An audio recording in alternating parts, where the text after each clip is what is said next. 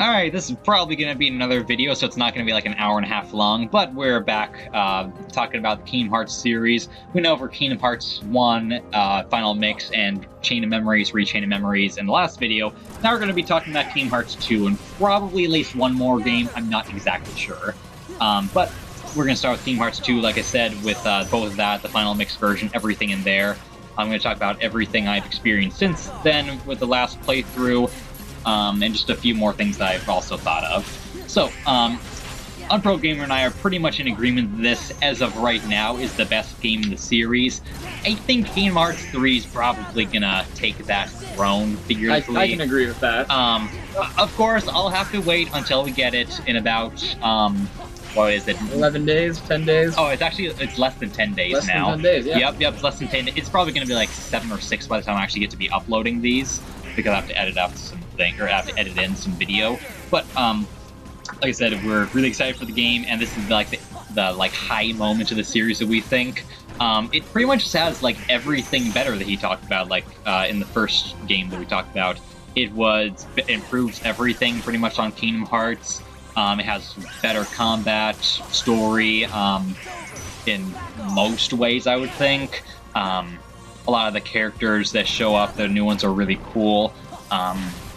It's got a lot of cool overall boss fights that happen later. Interesting design choices that haven't been made in a lot of other games in the series. Some of the cool characters that from different Final Fantasy and Disney stuff that we can talk about. How would I think of like introducing the story and such? Pretty much Sora wakes up from his Chain of Memories issue where he's like, hey, I'm awake now. Who's this Roxas guy? Because Roxas is the first guy you play as in this digital Twilight Town, a new area to... it's new to Chain of Memories, but it shows up like fleshed out here, where you have Hainer, Pence, Olet, Roxas, these characters you've never seen before, pretty much, and a whole bunch of characters from Final Fantasy, especially ones from 6, 7, 8, 9, and 10 that show up. That myself being a Final Fantasy fan is like one of my favorite intros in the whole series, just because I see all these cool characters. I said cool a lot, kind of like in the last video, but it's a lot of stuff that I think is very interesting to see, especially since there's been nothing from Final Fantasy 6 and 9 besides Setzer and Vivi. There's not really much Disney stuff that shows up. Basically, you go on for a while and you're like, hey, and your Pence and Olet and Rox is like, hey, we gotta get some money to do some stuff at the train, where you can just really get nothing and they'll just cover for you, essentially. They'd be like, oh, by the way, this is digital. You're in a computer simulation, Roxas. And then I think it's like the original Ansem or something, or Diz or whoever shows up and is like, so, you're not gonna believe this, but there are these nobody people here who basically, if someone is killed, they become a heartless, and then they also become like their hearts are encased in pure darkness, but their heart, or no, their body and their souls are stuck in these nobodies, and you gotta fight them, but you can only do that with a Keyblade. You have a Keyblade that was made from Sora's heart being separated from him, which doesn't make any sense for stuff we're going to be talking about later in the series, but he was separated.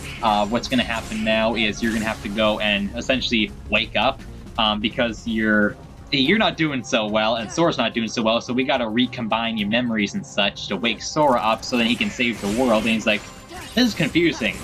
Yeah, let's do that. It's exactly like that, but that's essentially... A little more reluctant than that. Yeah, that's like 3 hours condensed into like 1 minute of explanation with not really much character development, because I just like, I just said a whole bunch of stuff I'm not even sure if it really happened, but that's okay. I could make up stuff and like, it wouldn't even seem out of place at this point. But all that stuff happens, and Sora's like, hey, I'm awake. I'm Sora. Donald, Goofy, you're awake. Who's Naminé? I forgot a lot of stuff that's happened over the past year. So then they go, and then they're like, Yen Sid, Disney guy, what's going on here? Mickey, you appeared in that one cutscene in the first game. What's happening? And he's like, well, Riku, he's having some problems. He fought this guy, he took his blindfold off, and now he's darkness. We gotta save him, essentially. Kairi is with, Selfie, and also Tidus and Waka, although they don't actually show up, and then Axel's like, hey, I'm an Organization 13 member. And I'm here to kidnap you. Yeah, can you come over here? And she's like, no. And he's like, you should come over here. Yep. And they go into the darkness. That's essentially most of the story. They go to new Disney worlds and see, oh no, the organization, the thing in the Chain of Memories, is doing some bad stuff here. What are we gonna do about that? Let's fight them. After that, they're like, they go through a whole bunch of cool worlds, some not as cool worlds, and then they go like, hey, I'm Squall. This isn't the exact voice, but close enough. I got this cool hair, and we're working on restoring Hollow Bastion to Radiant Garden. I shouldn't do that voice. They do that. There's some interesting stuff going on with, hey, Tron's world. The MCP's like, I'm going to do some interesting stuff with the data and bringing the data into the real world with Heartless. I don't know how this works with like data having Heartless, but we'll get to that in Recoded more detail-wise. But that happens. They eventually go to the world that never was, and it's like, hey, I am Ansem. No, I'm the nobody of Ansem. Zemnis with an X in my name, because we all got that kind of thing. He's like, here's Roxas, fight him. And then he fights Roxas, and he's like, I'm your nobody, in case you haven't noticed in the first hour of the game. Then they go on and they save the world in anime. The last world is pretty much anime cutscenes, essentially. Where it's like going on buildings and doing lots of cool stuff that you never get to do in the rest of the game, which that kind of There's one where you're literally jumping from broken building to broken building, slashing them in half while the main character's on a spaceship throwing them at you. Yeah, that's I feel like it goes like off the rails in like a really cool way. I absolutely love it. Yeah, that's one of the, in my opinion, the good going absolutely nuts with your plot.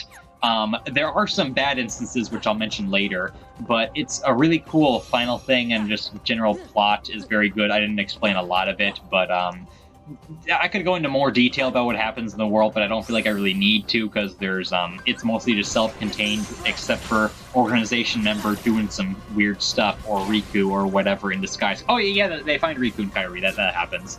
I suppose I should mention that's a little important. Yeah, they're both just hanging out at the world that never was. Yeah, which is different from the world that ends with you, which we'll get to later. But I said that like exact thing in the last retrospective, almost line for line. It was I've actually played the world that ends with you, which we'll get into in Dreams Out Distance. But plot-wise, did I go over most of it, or is there anything else I should add? Because I know there's a lot of stuff I could have said, but I don't want this video to be like 2 hours. For anyone that doesn't know the plot, just go look up somebody else, or go look up our other retrospective. That's the one where we actually talk about the plot in detail, and that took, 25 minutes last time, so yeah, that was a good enough explanation. Or just play the game. That too. Yeah, that would work. Yeah, I personally think story-wise, before we get into gameplay, the Disney worlds don't have as much integration with the other plot stuff besides the organization stuff. Mainly because, like, in the first game, there was like a 1 or 2 or 3, or I think it was just 2 cutscenes, like, in Hollow Bastion, I think it was, where all the Disney characters, the villains, were like, hey, we should be doing this stuff, and Maleficent's like, we need to be doing this so that we can get this plan to go through so we can open up Kingdom Hearts, but, they don't say exactly that, but that's the end goal. In this game, they're pretty much just the main plot. Like, nothing that happens in Mulan, with the exception of Sora, Donald, and Goofy, really matters to the rest of the other worlds. They're just their own Disney worlds, which is going to be a theme that's going to pop up a lot more as most of the games go on.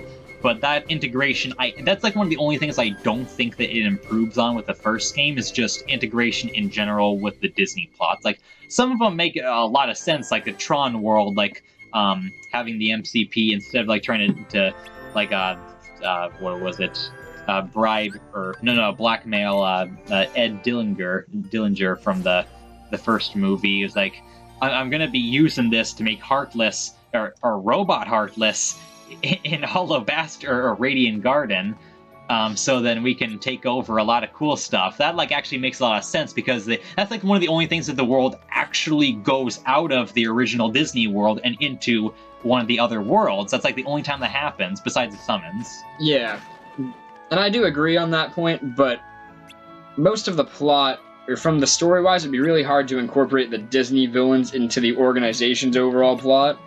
Yeah. Considering most or considering the organization is supposed to have existed since before the beginning of Kingdom Hearts 1, and we just never heard about them. They're supposed to be a very secretive, very not let people in unless you're a chosen nobody, you're one of us, you get to know everything we know. Yeah, I guess All that makes 14 sense. of them in Organization 13. Yeah. We'll get into that when we talk about 358 over 2 days. Yeah, that makes sense. But because it's a Kingdom Hearts 2 where they're now known about, it would make sense. Well, they're not that known about still. I mean, I don't think even the people, especially in the Mulan world. Oh yeah, there was a dude with a black jacket running around. We don't know. We didn't pay much attention to him. We've been dealing with the Heartless. And I think it's mentioned again a few other times, because Sora thinks he's chasing Riku when he's chasing after the guy in the black jacket up until he gets to Radiant Garden. Hollow Bastion. Yeah, but I feel like with other worlds, like for example, the Pirates of the Caribbean one in Port Royal, where there's like Luxor and like the second half is like that's not very secretive. It's like I'm on a giant ship, you cannot miss That's me. true. Okay, the later game though, I feel like there is a point, probably after the Tron world, I'd say after the Lion King world. Revisit to the Radiant Garden, I think. Yeah, after the Thousand Heartless fight is really where the plot. Because, yeah, after the Thousand Heartless fight, isn't there, correct me if I'm wrong, I'm pretty sure this happens in the same, there's a Thousand Heartless fight, and then Sora meets Syax, the blue-haired organization member, and then he's told about the plan and how he's just helping them each Heartless he kills. Yeah, I think that I know that cutscene does happen at some point. But... Yeah, I feel like he sees Demyx first, before he gets to the Heartless, and then after that he finds Sephiroth, but that's not, like, main plot thing, that's just Final Fantasy kind of stuff going in. But yeah, eventually that does kind of happen. And I mean, that's cool and all, but I feel like there could have been a little bit more integration between other worlds, like some other enemies, like I said with the Tron world, coming into something else. Like, even if it wasn't a lot, well, kind of what I think where I think they kind of made up for that, for me at least, is with each world's revisit, they give the world itself more of a plot, and then the game, it feels like each Disney world has its overarching plot, and then there's still some unresolved, so you go back and oh wait, there's still a tiny bit of unresolved, and then you go back and okay, now that world's done. The Tron, so that only requires 3 if I'm remembering right. But... I think like the first one you have to do like the you have to do something like the second room, and then that's it, and then you go back into light cycles, and then that's it, and then you go fight the MCP, and then that's it. I think that's the 3 visits. And Port Royal does it really well. Like on the first visit, you're just kind of meeting Jack, you go get the coins back, and then all of a sudden you run into Luxor. And then Luxord's, I really just like how they do. Each world gets the revisit. Yeah. There's one thing I'm actually a little bit skeptical about for Kingdom Hearts 3 is they're getting rid of the revisiting system. But yeah, I like I've the always revisits. like the revisits better than the Kingdom Hearts 1 or Birth by Sleep way of doing the world, which I guess Birth by Sleep does have revisits, but that's his different character. Yeah, that's not it. You run through the game 3 times. Yeah. Yeah, I mean, I feel like, what was it? I don't know if Kingdom Hearts 3 is going to have revisits. I hope they do, because I know they're technically optional in Kingdom Hearts 2, but I never skip them, just because I believe it was confirmed that that the story is going to be contained in the first, or the one visit, and you move on to the next one, but I'm sure there is going to be stuff to unlock, more Kingdom Hearts 1 style. You go back once you have better movement capabilities, and you can find more stuff, find secret bosses, but... Yeah, that'll be a really cool thing. I imagine... I don't think they could have handled it much better in this game. I think that it's especially not cool. on the PS2. Yeah, I know they had a lot of limitations. They wouldn't really have as much nowadays, but and the worlds being less connected kind of makes more sense plot-wise, because in Kingdom Hearts 1, the only people that you meet that know about the other worlds are King Triton. Yeah, and the villains, right? Yeah, that's about no. At least in the first game, I think that was it. Yeah, I think that's it too. Yeah, other than that, I can't think of anything. And so having the same Heartless showing up in each world and the stuff, like people, I guess, all the villains working together makes sense, kind of, but I personally prefer how Kingdom Hearts 2 does the world thing instead of trying to interconnect all the Disney to the main plot. Keeping everything separated almost makes it easier to follow. Yeah. Granted, I don't think that the Kingdom Hearts 1 kind of used it to its fullest extent, because it wouldn't really make sense for Sora to go through in the Agrabah world, and Jafar's like, oh, well, I wonder if Clayton's still doing all right. That would have been funny. Yeah, it would have been funny, but it wouldn't have really made much sense. Yeah. Or just, like, flat out bring someone else over there and, like, have... Actually, if Kingdom Hearts originally would have done that, like, been like, oh, look, you gotta fight, like, Clayton and Jafar at the same time. Like, Jafar just pops up and Tarzan's world or something. It makes Clayton into a genie. That would have been amazing, but that is total speculation that I hope they do not do in Kingdom Hearts 3. Yeah, I don't think they will at all. That would have been an amazing thing, but that is an entirely different concept than Kingdom Hearts. Yeah, that's got to be like a joke kind of ending or fight or whatever. Yeah. Just nothing in the canon. It would be absolutely ridiculous in like the worst way. I would still enjoy it, but it would ruin the plot. Absolutely. But yeah, I don't think they could. That would have been going way too far. I like it more how Kingdom Hearts 1 did it, with how they were actually like all in the same. They were like all in on the plan at least, not necessarily all working together specifically, but like in their own, like doing stuff in their own worlds. But I can see how you would think that this would be a little bit better. And at the end of Kingdom Hearts 1, do they not restore the ways or the pathways between a little bit more, so like the worlds are more blocked off like they're supposed to? I know at the end of Kingdom Hearts 1 it's supposed to be, when you seal this door, Sora, you will never be able to see us again. You'll be in my heart forever, whatever the line is. Yeah, that doesn't happen, but I mean, I think that's how it's said. I think that it's supposed to be that like Sora and everyone now just gets access to the lanes between, and that the rest of the worlds are more closed off from each other, so the villains of each world can't get together. Yeah. And with Maleficent being dead, and the organization not having any interest in non-nobodies, plot-wise I can at least see why they did it in Kingdom Hearts 1 or Kingdom Hearts 2 like that. Where Kingdom Hearts 1 just had, oh, look at all these secret bad guys, no one would care. Yeah. The selling point for Kingdom Hearts 1 was Disney. Was a Disney Final Fantasy crossover. No one cared about Sora and everyone until after Kingdom Hearts 1. Yeah, that does I make would a lot of argue sense. after Kingdom Hearts 2, actually. The characters are still pretty weak in Kingdom Hearts 1, even at the end.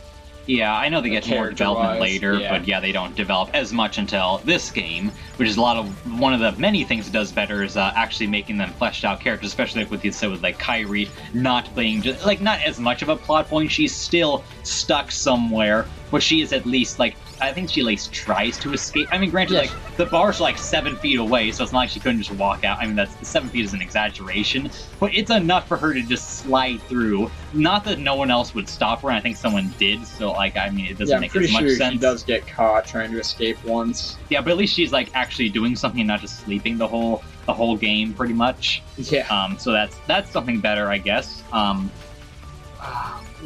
Do you want to talk about how Disney characters, like separate from the Disney worlds and Final Fantasy characters, work with each other? Because I know there are some characters like the Scrooge McDuck characters and the DuckTales people and the other summons and such.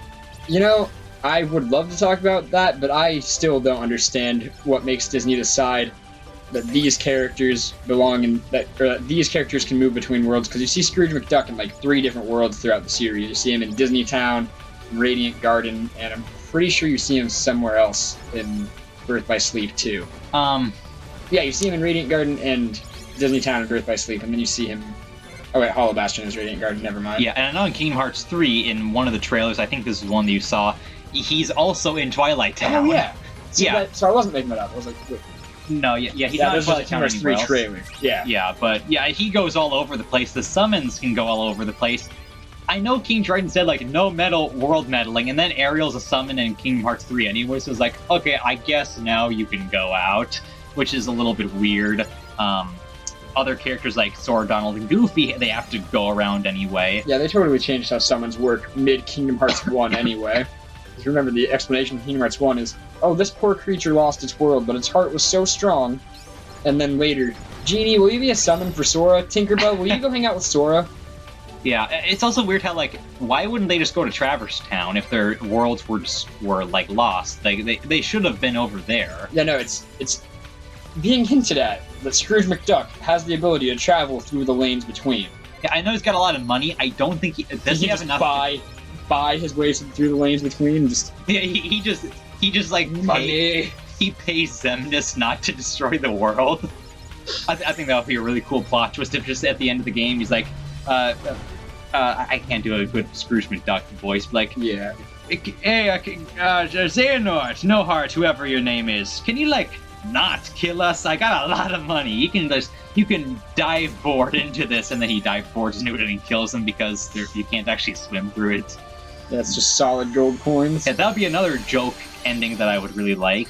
But besides that, I don't think, like, granted, there aren't that many other Disney characters that aren't like that go all over the place, that aren't in the original Disney worlds. What do you think of the Final Fantasy characters that show up? I think that they are supposed to be like their Final Fantasy world was lost and they just popped up. Yeah, I know like mostly backstory was like what was it? It was some like all the characters were like really young or something, and then they got taken over by the Heartless, their world. So then that's why Squall and all the other ones from Final Fantasy VII all showed up in Radiant Garden and stuff. And I don't know exactly if any other ones have a different plot to that. I know like one of them does. Auron specifically from Final Fantasy X. I think he's the only character in the series is like he actually came from the original Final Fantasy world because. Spoiler alert, in case you haven't beaten it, in Final Fantasy X, Auron like goes to the far plane, which is essentially like the equivalent of like heaven or something. It's not like exactly the same. Like you can actually talk to the people in there in specific areas in the game, or no, I think it's just one specific one. And then Hades is like, I'm going to take someone from here, bring him over here to do Cloud's job from the first game, and try to kill Hercules again because it worked out so well the first time. But I thought that was really cool how they actually got like the original world. Like he looks younger, but it had to have taken place after Final Fantasy X because he doesn't die at any other point. It's just like the very end after the last boss. He goes to the far plane. I thought that was really cool, especially since I really like Auron. He's a really cool character. But that was just a really interesting kind of deal. Was there any other Final Fantasy thing that I could think of or not? There's the Pixies, the Riku, the three. Oh yeah, 10-2. The what was it? I just beat this like a week ago. I should know the name. I didn't know it's Yuna, Riku, and Pain. Yeah. It's the Spear Hunters, the Gold Wings. That's the name. Yep. Yeah, I don't think that they were all that necessary. I feel like it was cool to have them there, but in the end, I think they fought They give you a dope Keyblade. Yeah, that's pretty cool. They fought like one Heartless, like specifically. All three of them together fought one. Yeah. Yeah, it was a kind of a funny cutscene, and then Stitch just comes up and just like starts shooting other ones, and then does a lot more. I don't know why they appeared so small as like these like fairy kind of people. Like they weren't like that in the original game. It was weird. I liked it, and now at least we can have some characters from Final Fantasy X-2. Technically only Pain because Yuna and Riku appeared in... Riku from Final Fantasy X specifically, not Riku the Kingdom Hearts one, because, they took... Riku with two U's. Or 2Ks, I think it was. Yeah, either way. Yeah, but regardless, I think Square Enix was like, hey, we're going to put Riku in the first game. It's like, no, we don't want to confuse people, so we're going to have one Riku, which, not confusing people, mission accomplished, I must say. No issues there. But they decide, nah, we'll just keep him anyway. Also, Irvine from Final Fantasy VIII is supposed to be in the first game. They replaced him with Tidus and Waka or something like that, or Selphie. One of them was supposed to appear. I don't remember exactly which one they replaced him with, but that was kind of a cool cut content deal. There's Sephiroth. I think that he's like implied. This would be really cool. This is like a theory that I found on Twitter, which doesn't make as much sense. What if Cloud and Sephiroth are Zack's Heartless and Nobodies? Because Zack dies after the events of Hercules, and yeah, I was actually about to bring up when we got to Birth by Sleep. I wonder what happened to Zack, because they don't ever mention Zack in the Hercules movie. Yeah, or no one else mentions him. Like, you think Aerith or Cloud would mention him? You think Cloud would be like, you remind me of Zack to Sora. Because Zack in Birth by Sleep is pretty much Sora. I want to be a hero. You help me be a hero. Am I wrong? It's Sora from Universe 1. Pretty much. You'd think Cloud would be like, hey, I like you. You remind me of, at least saying you remind me of someone at some point, Yep. Let's see. Yeah, I honestly, we cut the video for a second, so I don't exactly remember what I was talking about from right now. I might have to edit something out a little later. But in regards to Zack and Cloud and Sephiroth and all that, it doesn't make as much sense, because well, why would Cloud be a Heartless? That doesn't make any sense because he doesn't look anything like one. Why would Sephiroth be a nobody? He doesn't look anything like one. But the concept is cool. But it doesn't make as much sense. I don't know. It was just a cool theory that I don't think that they're going to follow up on. But it's something that I would like. Going off on a little tangent, my theory has always been that they are from the same heart. Like, that Cloud... Cloud... No. Sephiroth is Cloud's just darkness. Yeah, that makes sense. I think that's, implied. I don't think it's ever stated, but that at least I can get behind. And that's why when Tifa fights him, and then Cloud jumps back in, they just disappear. Now Cloud has some light in his heart. I really hope that's followed up on in Kingdom Hearts 3, by the way. Yeah, This fight in Kingdom Hearts 2 ends with them literally just poofing into nowhere. Yeah, And then you get a Keyblade.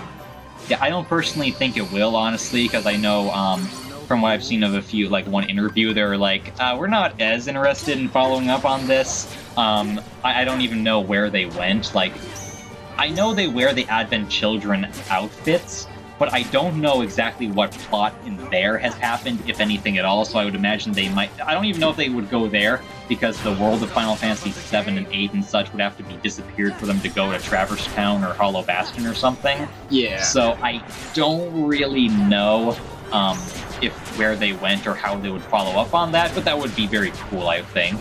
Honestly, I would prefer another character Final Fantasy boss fight just to mix it up, like Gilgamesh or something like that from Final Fantasy V. Yeah. Especially since I really liked his... It's like my favorite fight in Final Fantasy 12. I wish they would have done something like that later, but that's speculation for a later point. I don't think I have anything else with Final Fantasy characters specifically in here, unless you had something else, because I have all my hopes and predictions I want later, but we'll get to that. No, you've pretty much covered it.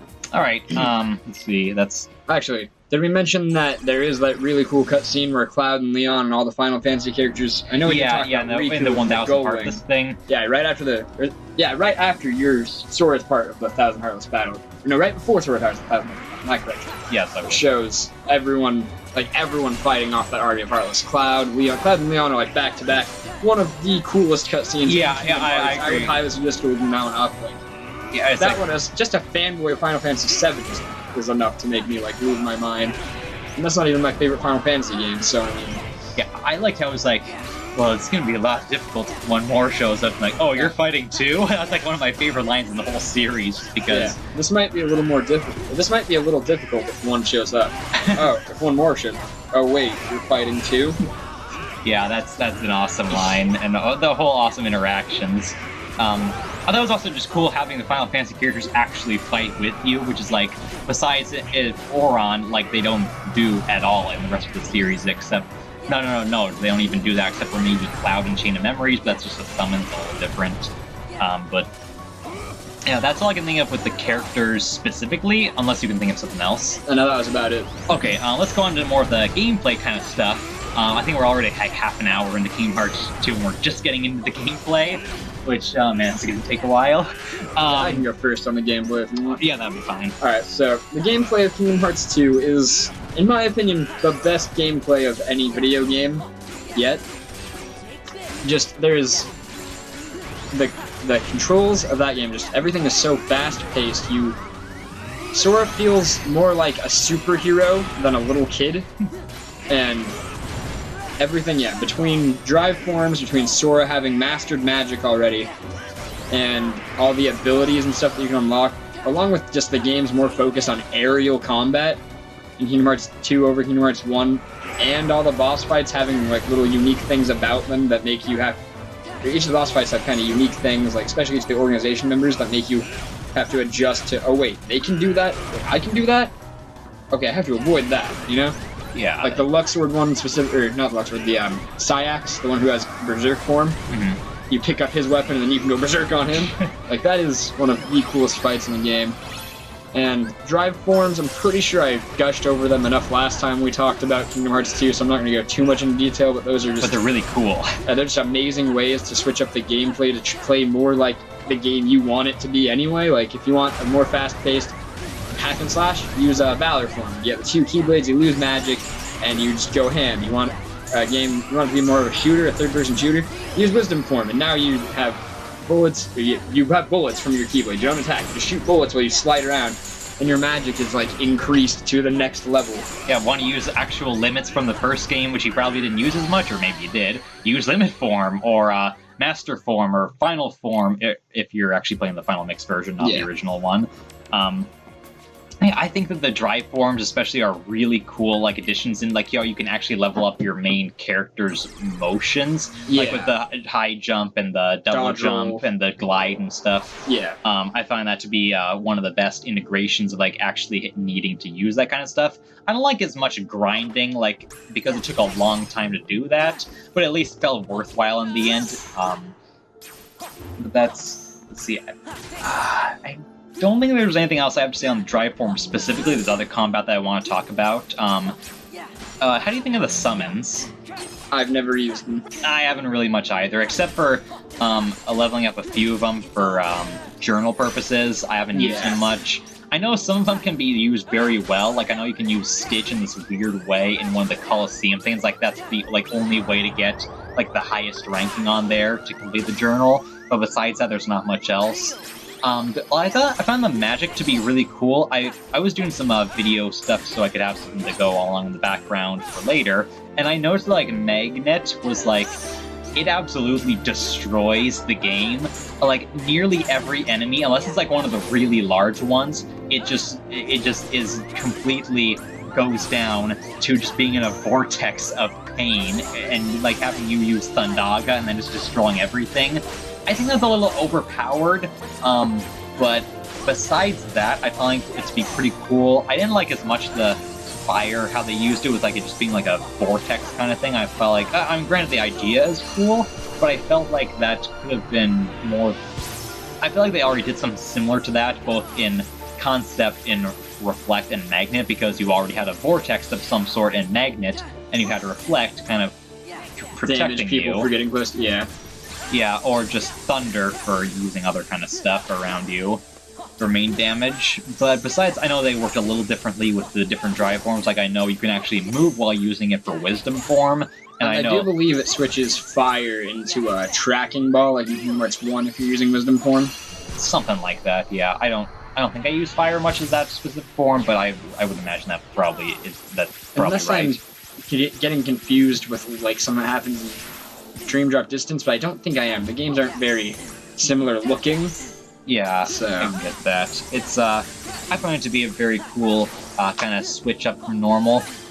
One of the only things I don't like about Kingdom Hearts 2 in general, which it isn't very much at all, this is the most prevalent with the organization data fights. A lot of in general, the series isn't that good at showing you the full potential of what you can do with a lot of the spells you have, especially with stuff like Reflect. Like, once you level it up to Reflega, you can do some really cool stuff, just avoiding attacks that even Guard and Gliding wouldn't do. But the game never really teaches you this, and then that's why the organization fights later are so difficult, because you have to use skills that you're not really taught you can use to their full potential, because, like I said, most of the other enemies you don't need to do that with. You can just use the X button. Oh yeah, like, I personally never used Reflect until I started the Data Larxene fight.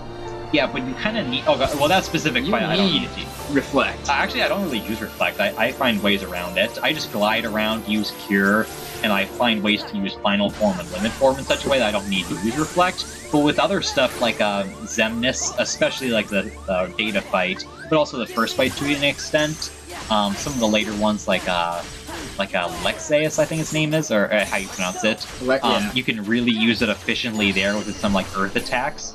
You can do that, but the game doesn't really teach you this in any other way, so you just kind of have to learn in those fights, and that isn't very good, because you just don't need to do that the rest of the time. So That's kind of a problem that all Kingdom Hearts games have, though. Kingdom Hearts as a series has no shortage of ways to play, has no shortage of things you can do as Sora, but it has a very big shortage of why should I? Yeah, that's... Up until the PS3 and PS4 remasters came out, I never even used magic except for Cure. Yeah, I mean, I personally did mostly just Thunder and Magnet and Cure, but that's because you just don't need to use them as much. I know there are other like fights like Demix where you have to use like fire to make this water note clone things in order to attack them more efficiently. You could do that. It always made me angry that fire was strong against his water clones instead of Blizzard. Yeah, because you're thinking more of like Pokemon or something just different. I mean, he has water clones. Why would using fire affect the water clones compared to if I use ice? Yeah, it's weird because just freeze. Yeah, you don't even like steam it to like make them go away. You actually change it from a clone into a note that you can use to attack them. I don't see the logic behind that. Grant, I don't know. I don't think there's any logical way they could have justified that gameplay wise. But that could have... There must have been something, I don't know. But that's all I can really think of with, like, that's, like I said, one of the only negatives I have with it, and that's not a Kingdom Hearts 2 specific problem, it's just one of the only ones I really noticed. It's like one of the only things that they don't really fix that could have been fixed. I'm not even sure. At the same time, the game might have suffered from, like, pacing issues, because the beginning of Kingdom Hearts 2 was already pretty widely panned. I love the opening of Kingdom Hearts 2. I love the entire Roxas segment. I think that's all great and all. But a lot of people already hate it, so if they would go into more time explaining each magic and having more bubbles pop up, they'd probably take it from a good 4 hour to like a 5.5 hour long tutorial if it actually like made you use the magics the way that you should. Yeah, I personally don't mind it. I'm more of in the middle. I don't hate it, but I don't really like it as well. Not as much as you, at least. Yeah. Character-wise, I really like it because all those Final Fantasy ones, I can... If that was like 10 hours, I would take it for 10 hours if it showed more Final Fantasy characters. I wouldn't mind at all. So if Painter, Fence, and Alette had been Final Fantasy characters, you'd probably be just as down as I am for it. Oh yeah. Yeah, that would be very good. But, I mean, I think that it's overall... I think I was still talking about a little bit more with it. I don't exactly remember. Like we said, we're doing jump cuts a lot, so it's going to be a little difficult to edit if I do that kind of thing.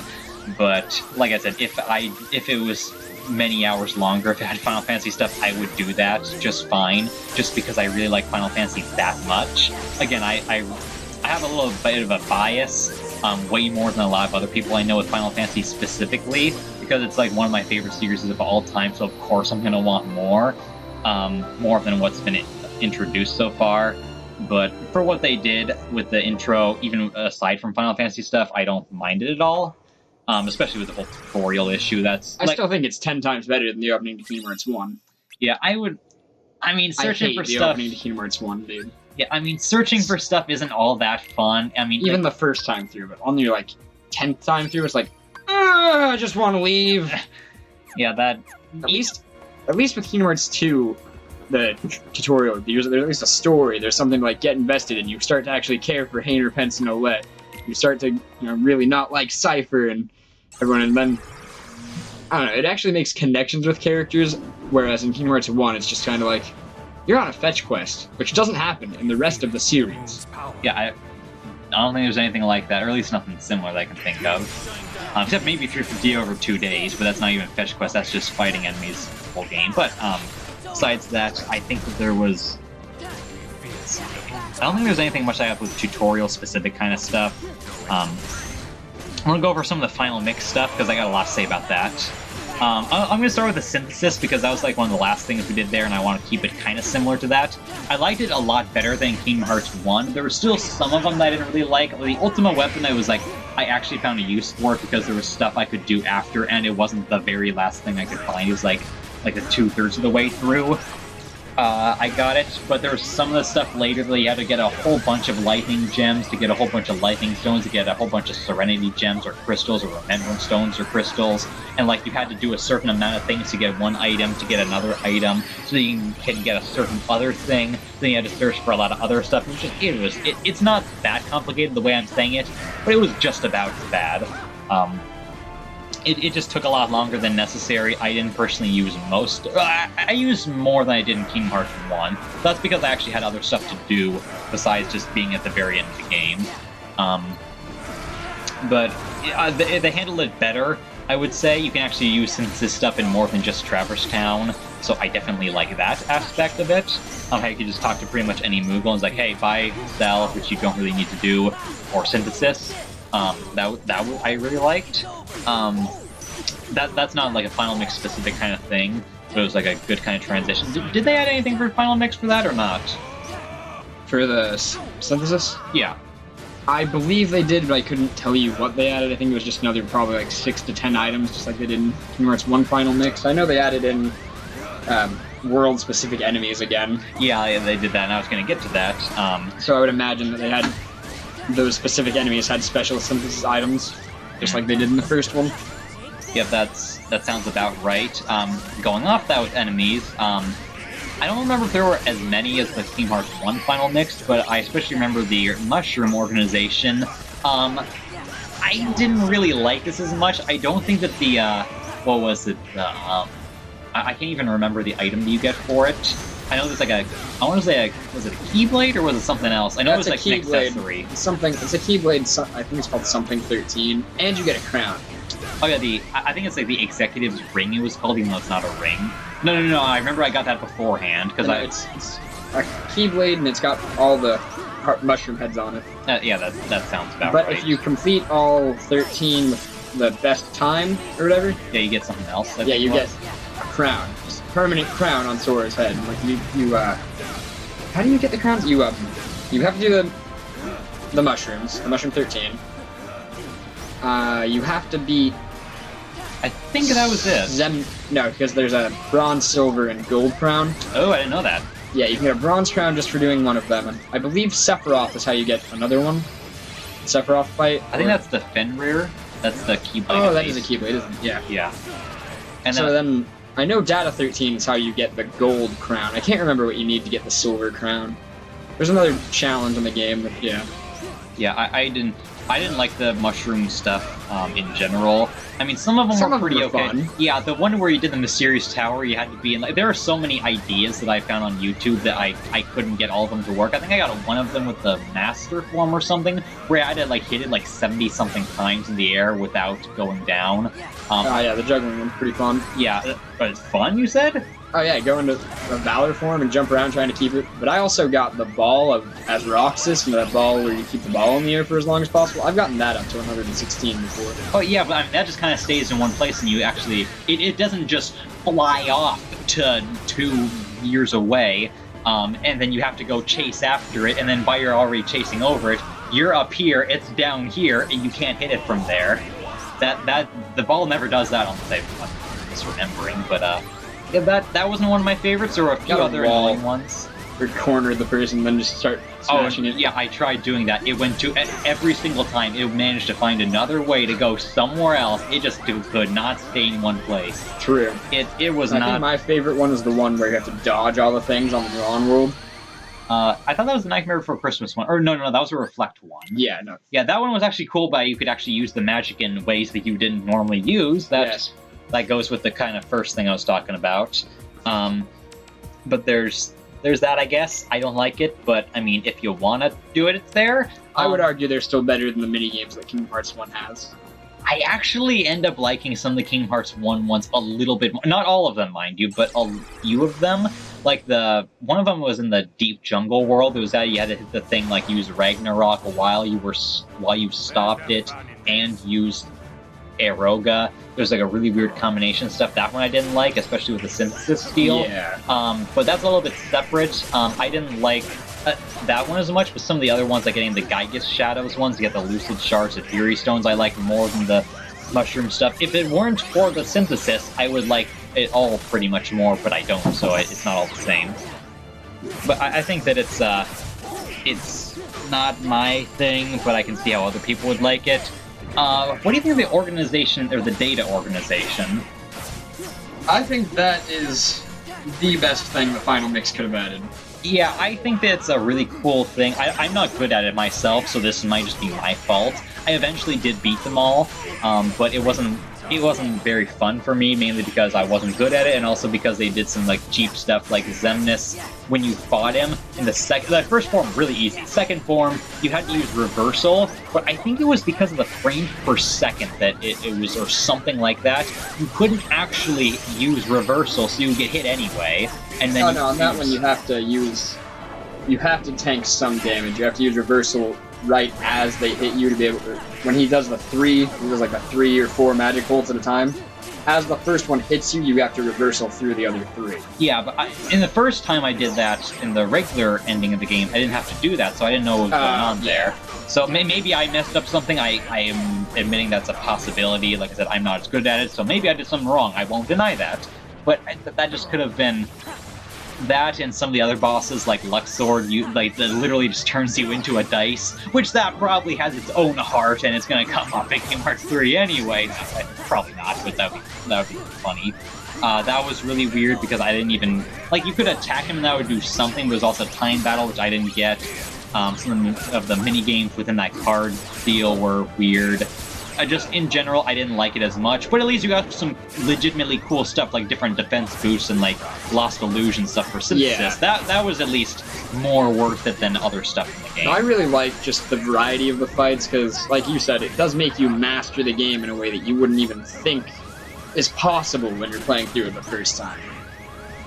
I always thought I was really good at Kingdom Hearts, you know, back when I was on the PS2, you know, before Final Mixes, before I knew about the Final Mixes, I could beat Kingdom Hearts 2 on the hardest American difficulty. We didn't get critical mode until the Final Mixes came out. So I thought I was really good. Oh yeah, I can beat Proud Mode no problem. I'm really good at Kingdom Hearts. And then, you know, Final Mix comes out. Alright, you think you're so good? You're gonna play on Proud Mode. And then you're gonna try the data battles. And each one's gonna kick your ass about 10 times a piece. And each one's gonna make you think what is going on. But I'd already beaten Dark Souls by that point, so there's something about about winning a really frustrating boss fight that I love it. It's Yeah, I'm not. I don't. why I love Dark Souls. Like, there's a level of pride that comes from something that just beating something that you just can't beat. If that makes sense. Like, yeah. I've only played Bloodborne myself, and even that was just for a little bit of time.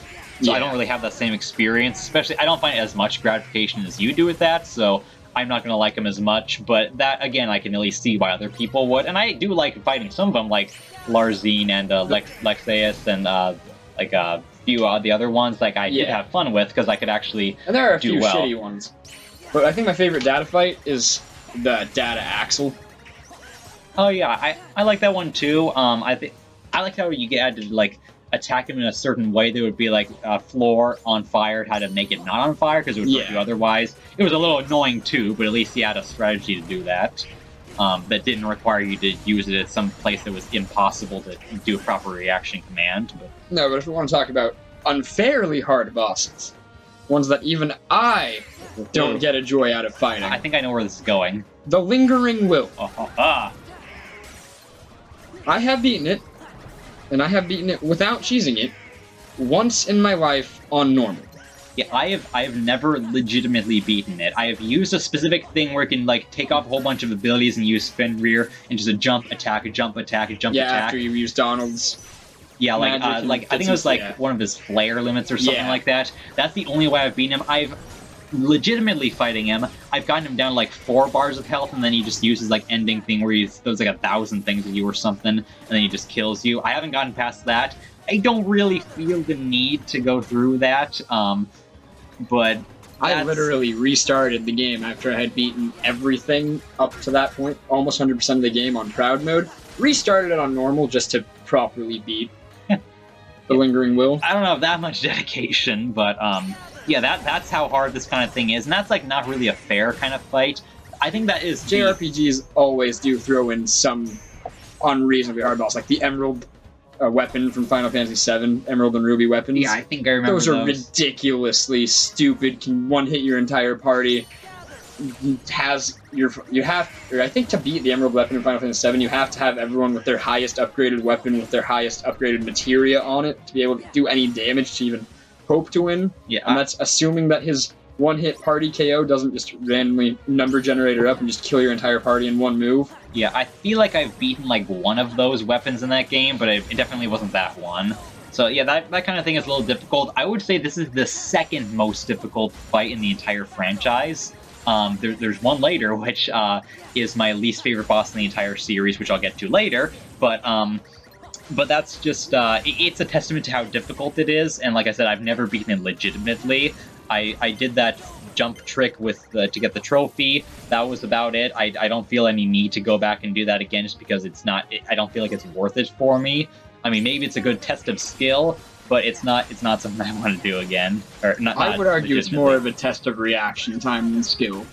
Fair enough. Yeah. Like there is skill involved. Don't get me wrong, it's an incredibly hard boss fight, but you can be the most skilled, have the best plan, and if you miss one reflect, you're done.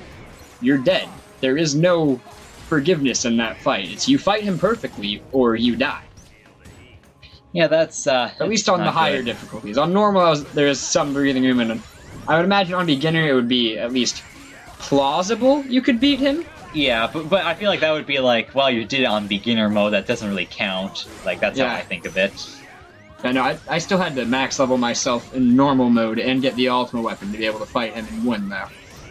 Yeah, I tried using that in the Fenrir. I didn't get very far. I don't remember what I got better on, but that's my experience with that. Other bosses, besides Sephiroth, was there anything like that? Because I want to talk about Sephiroth in a second, but was there any other bosses I can't remember that was Final Mix specific? There were the little, I forget what they're called, dark portals or whatever. That's the non-data version of the data organization fights. The ones that have all the fallen characters. Yeah, from Chain of Memories, I believe. The way to fight Lexus in Twilight Town, or Larxene in Port Royal or whatever. Or yeah, something like that. I thought that was pretty cool. I mean, not as difficult as the later bosses, but still interesting at least. I find that to be very difficult. Really at least. Challenging if you try them when you first fought into them. Yeah, I couldn't do that, but afterwards I was like, oh, okay, well, this isn't that bad. And the data organization was like, okay, this is a lot worse now. But there's that. There's also the Sephiroth boss fight. I found that to actually be easier than the one in the first game, mainly because you just had more to do, like more ways of avoiding stuff.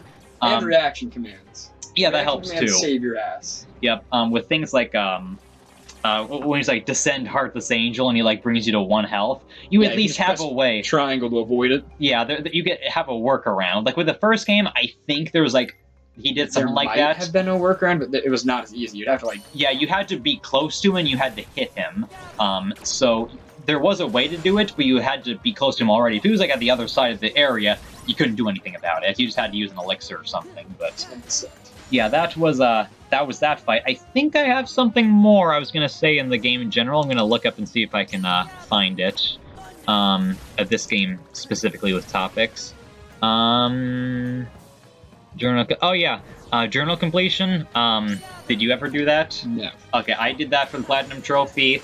But I think there was like one thing where we had to fight like the struggle fights like 10 times each, and then do something weird with another one. Oh yeah, I've actually done. You have to win each of the struggle fights 10 times before you unlock the next character.